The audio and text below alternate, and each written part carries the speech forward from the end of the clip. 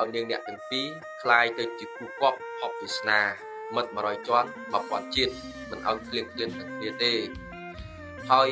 ដោយកុំប្រុសកូនស្រីទាំងពីរប្រាណបានដាក់ចិត្តដាក់កាយទៅតាមច្បាប់ក្រាបដងក្បាលកន្ទេលត្រឹមត្រូវទៅតាមខ្លងចង់ពីដើមបន្តពីចាស់ទុំលោកមាននេកមាននំមករៀបពិធីអញ្ចឹងដូចជាកូនប្រុសកំពុងតែបំពេញនឹងធ្វើហ្នឹងណាហើយកូនប្រុសកាលពីពេលមុនក៏នៅម្នាក់ឯងហើយកូនស្រីកាលពីពេលមុនក៏នៅម្នាក់ឯងចម្លែកផ្លែកពីសព3ដងតែនេះគឺមានគូមែនទេកូនប្រុសកូនស្រី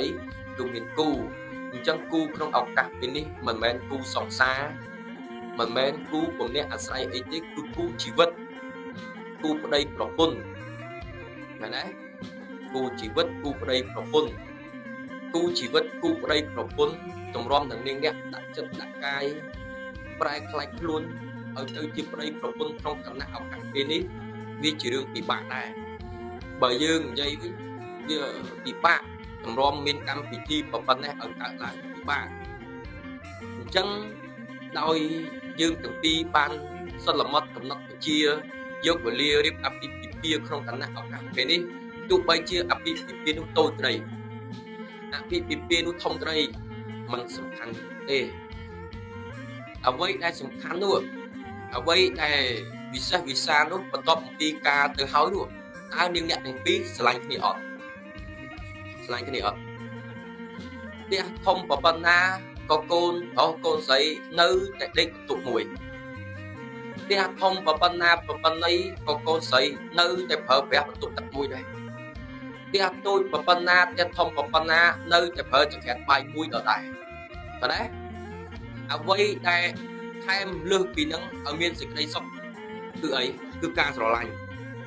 ចុះបើសិនជាគ្រាន់តែមានផ្ទះធំ